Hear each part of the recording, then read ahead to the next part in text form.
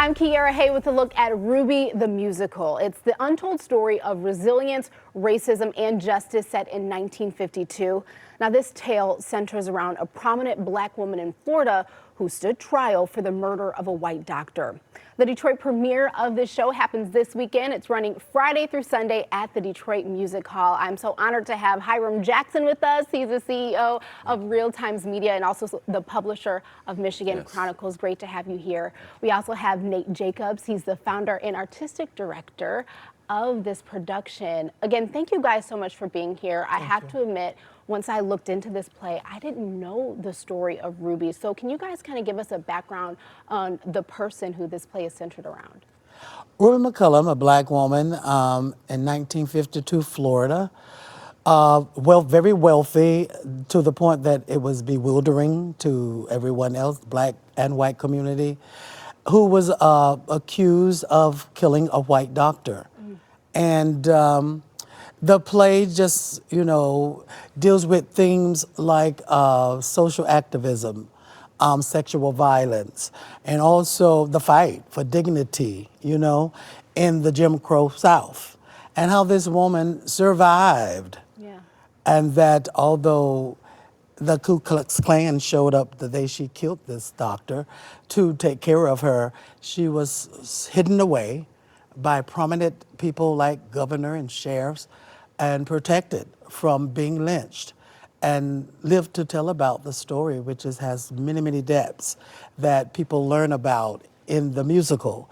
And it's a theatrical production that we put together to retell this story. Ruby being silenced during the trial after it became a national scandal.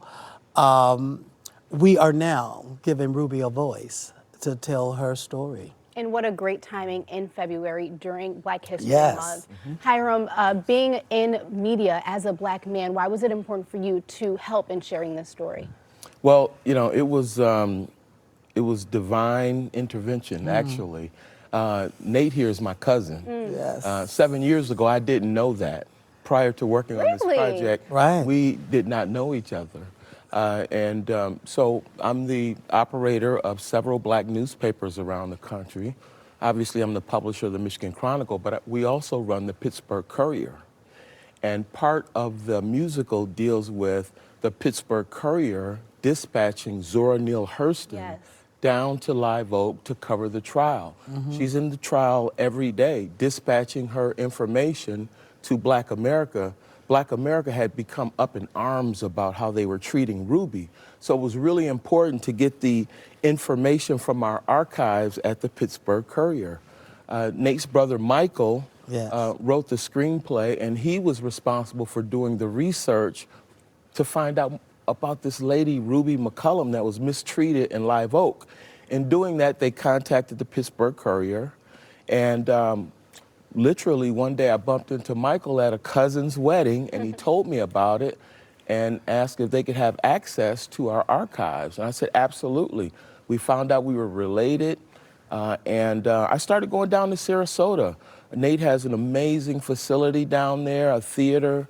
It's 25 years old now. I fell in love with the work. It's so professional, so creative.